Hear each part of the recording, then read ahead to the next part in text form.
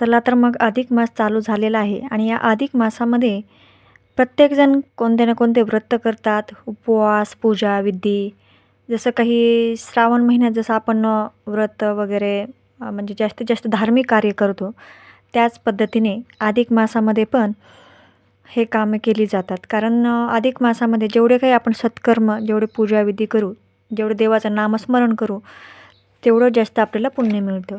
त्यामुळे आज मी घेऊन आलेले आहे तुम्हाला कहाणी अधिक मासाची. तर ऐका तर मग. एका पुरुषोत्तम देवा तुमची कहाणी सर्वांनी वाचावी, सर्वांनी ऐकावी, श्रद्धा धरावी, पुरुषोत्तमाची पूजा करावी. पुण्य मिळते, पाप पळते, मणी धरावे ते मिळते, जन्माचे सार्थक होते. अवंतीपुरी नावाचं एक नगर होतं. तिथं दोघे भाऊ राहत होते. मनानं श्रीमंत परंतु धनानं गरीब. मोठ्याच्या बायकोचं नाव होतं रूपवती, धाकट्याच्या बायकोचं नाव होतं मुग्धा. एकदा ते दोघेही भाऊ कामधंद्यासाठी परगावी गेले. तेव्हापासून थोरली जाऊबाई महाराणीसारखी बसून राही. धाकट्या जावेकडून बटकीसारखे कामे करून घे. तिच्यावर सारखा राग पाखडे. एकदा तर थोरली एवढी संतापली की तिनं धाकटीला घराबाहेर काढलं. बिचारी धाकटे एका शेजारणीच्या ओसरीवर राहू लागली. त्या वर्षी अधिक मास आला. थोरलीने पुरुषोत्तम व्रताची तयारी केली. धाकटीला वाटलं आपणही हे व्रत करावं, म्हणून ती थोरल्या जावेच्या घरी गेली. म्हणाली, जाऊबाई जाऊबाई, पुरुषोत्तम व्रत करायची माझी इच्छा आहे, परंतु मला त्या व्रताची काहीच माहिती नाही. तुम्ही मला सगळ्या व्रतविधी सांगाल का? थोरली होती कपटी आणि भारी दुष्ट. ती धाकटीला म्हणाली, तू आहेस बावळट, अर्धवट आणि वेडपट. तुला काय जमणार ग पुरुषोत्तम व्रत? परंतु तुझा आग्रहच असेल तर ते मी सांगते. पण हे व्रत गुप्त आहे. मी सांगेन ते दुसऱ्या कोणालाच सांगायचं नाही. धाकटीनं कबूल केलं. थोरलीनं दुष्टपणानं उगीच काहीतरी खोटं नाटं रचून तिला सांगितलं. म्हणाली, अधिक मास म्हणजे मलिन मास. या महिन्यात आपणही मलिन राहायचं, मलिन गढूळ पाण्यानं स्नान करायचं, मळकट वस्त्र वापरायचे, शिळे पाके उष्टे खायचे, घाणेरडे शब्द उच्चारायचे. उजवलेला नसेल अशा पिंपळाला नमस्कार करून म्हणायचं, पिंपळा पिंपळा माझ्या घरी जेवायला ये. असं महिनाभर रोज करायचं, म्हणजे देव प्रसन्न होईल. धाकटीला ते खरं वाटलं. ती रोज घाणेरडी राहू लागली. पिंपळाला नमस्कार करून आपल्या घरी जेवायला बोलावू लागली.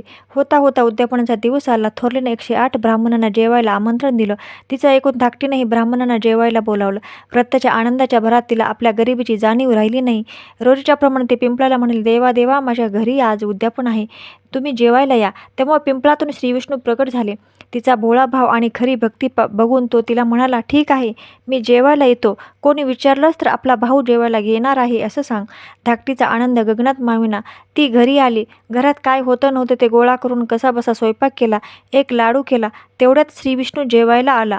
तो तिला म्हणाले, ताई, बाहेर 108 ब्राह्मण जेवायला आले आहेत. धाकटी ते विसरूनच गेली होती. धड एका माणसालाही पुरण्यासारखं जेवण नव्हतं. मग 108 ब्राह्मणांना कसं जेवण घालणार? घरात अन्नाचा आणखी एक दाणा नव्हता. आता काय करायचं? विष्णूने तिची चिंता दूर करायचं ठरवलं. तो म्हणाला, आता असं कर, एक केळीचं पान आण, तो एक द्रोण आण आणि माझ्यासाठी केलेला लाडूही आण. धाकटीने विष्णूच्या सांगण्याप्रमाणे केलं. मग विष्णूने त्या पानाचे 108 तुकडे केले, द्रोणाचे 108 तुकडे केले आणि लाडवाचेही तुकडे तेवढेच केले.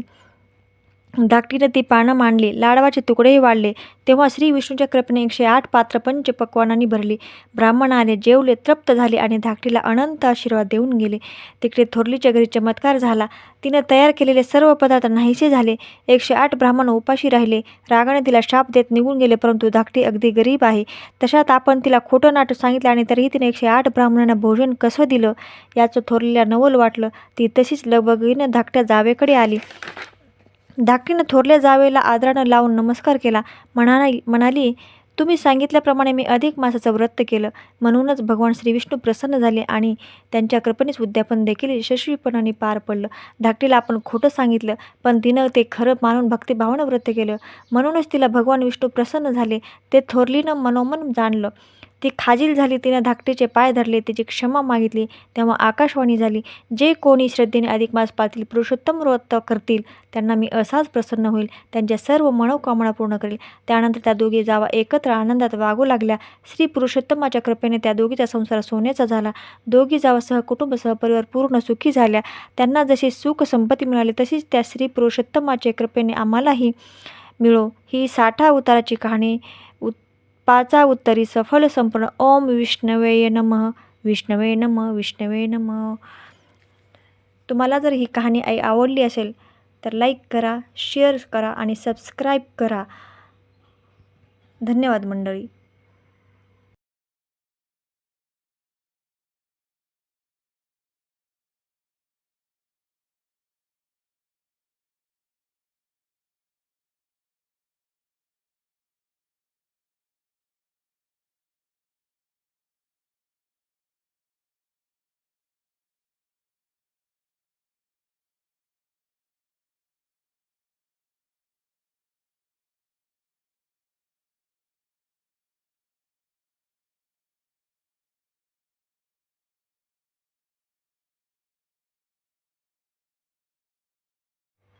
मंडळी, ही कहाणी तुम्हाला आवडली असल्यास तुम्ही लाईक करा, शेअर करा आणि सबस्क्राईब करा.